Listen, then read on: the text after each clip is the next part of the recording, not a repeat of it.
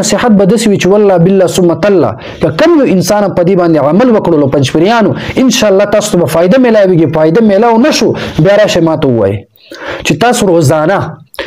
500 کرتا یا که 500 کرتا نشي ویلې 300 کرت که 300 کرت نشي ویلې 100 کرت تاسو حضرت محمد رسول الله صلی الله علیه وسلم باندې درود شریف وایي، درود شریف ورد وکړئ. که تاسو ته هدایت ملاو نشو د الله په ذات باندې قسم بیا راشئ کم جرم تاسو وایي زه تاسو ذمہوار یم.